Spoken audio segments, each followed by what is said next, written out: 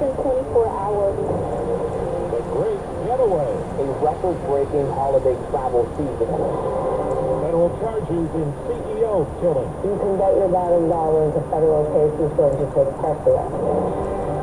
Good morning. I'm Steve Mason. With the CBS World News Roundup, a possible government shutdown is just hours away if Congress can't cut a deal on spending.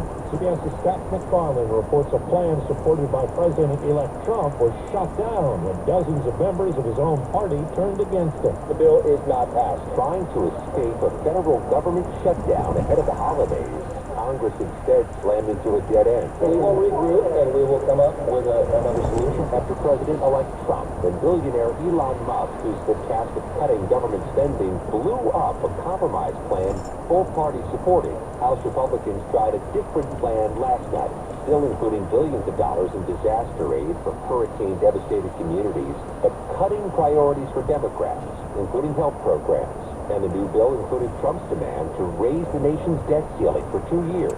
Trump championed the proposal as a success and good deal, but the bill fell far short with dozens of Republican members not on board. We're not going to go vote for another debt ceiling increase without actual specifics on what the cuts will be. And Democrats almost all opposed. The Musk-Johnson proposal is not serious. It's just horrific that they have thrust us into this kind of chaos. As the clock ticks down, it's federal workers who may end up paying the price. It brings on anxiety. Aaron Barker works for the TSA and is a union rep at Atlanta Hartsfield-Jackson International Airport. We are definitely praying and hoping that it does not happen. He warns even though TSA officers are essential employees and remain on the job, there could be shortages.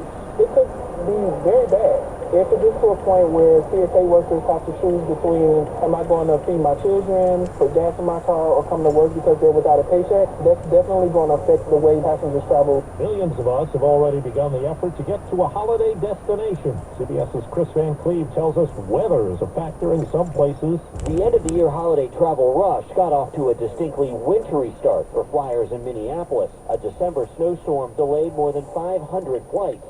The weather will test the nation's airlines just as millions head home for Christmas. My family hasn't met the baby yet. Leaving Washington, D.C. for Chicago, the Hale family has something extra to celebrate. On the roads, drivers may not be so excited come Sunday when AAA says traffic will be at its worst. Some 107 million people are expected to drive 50 miles or more. We drive every year, and honestly, driving is cheaper than flying for 3 of us. The man charged with killing the United Healthcare CEO is now being held at a federal jail in New York City. CBS's Lilia Luciano says Luigi Mangione now faces charges brought by the federal government, along with a state murder case. A newly filed federal complaint alleges a notebook found in the suspect's possession contained handwritten pages that express hostility towards the health insurance industry and wealthy executives in particular. It does make you wonder why he kept that notebook so close, and if he wants to be a martyr. CBS News legal analyst Ricky Kleeman believes the only defense in this case could be not guilty by reason of insanity. You might have a conflict between a very strong-willed defendant and his own lawyers. 3 U.S. diplomats are in Syria with the Assad regime gone and hopes raised about a missing American journalist. CBS's Margaret Brennan.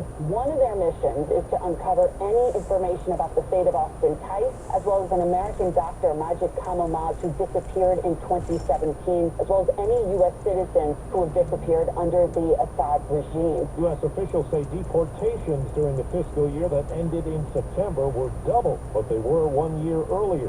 270,000 were deported. It's the highest 12-month tally since 2014. 4 minutes after the hour. Well, that's today's news. I didn't hear any good news, did you? I didn't think so. I guess it's all about perspective. The glass is half full. Well, as always, I'd like to thank you again for coming along with me on these Dash Cam News adventures. You know the drill. Peace, love, and all that hippie jazz. Bye-bye, everybody. It's 39 degrees in Lathrop, California.